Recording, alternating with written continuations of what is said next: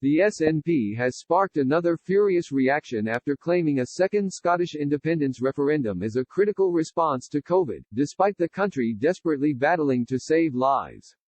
Nicola Sturgeon's Deputy First Minister John Swinney said independence is an essential priority for Scotland's recovery from the deadly pandemic.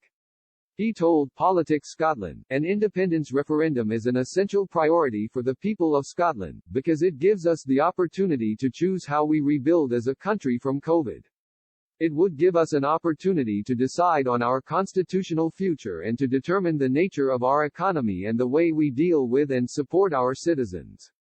It's a critical response to COVID. A statement from the SNP's Deputy Westminster leader, Kirsten Oswald, also described another Scottish independence vote as essential.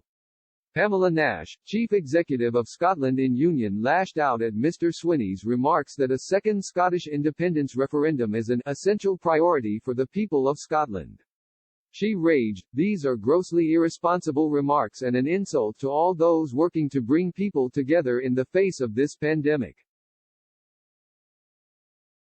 Polls show that people do not think another divisive referendum is a priority, with only 11% Scots choosing it among the most important issues facing Scotland. No responsible politician would even contemplate a second referendum when the entire focus should be on rebuilding our economy and public services. The SNP is obsessed with how to tear communities apart, but we are stronger together as part of the UK and we can ensure a successful recovery by working together.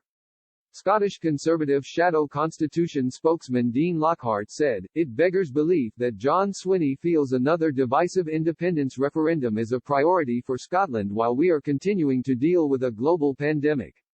The SNP government must be fully focused on ensuring the vaccine program is successfully rolled out, as it is what is giving people hope right now. They must also urgently get hundreds of millions out the door that they have from the UK government to people and businesses who are worried about their jobs and livelihoods as current restrictions continue. That's where the Deputy First Minister's priorities for Scotland should be rather than dragging the country back to the divisions of the past." Scottish Labour leader Richard Leonard added, "We learned from polling just last month that 4 out of 5 Scottish voters, including almost 2/3 of SNP supporters, want the Scottish Government to prioritise the recovery from the public health and economic crises over a second independence referendum. This is another example of the SNP failing to recognise Scotland's priorities. Now is not the time for another referendum.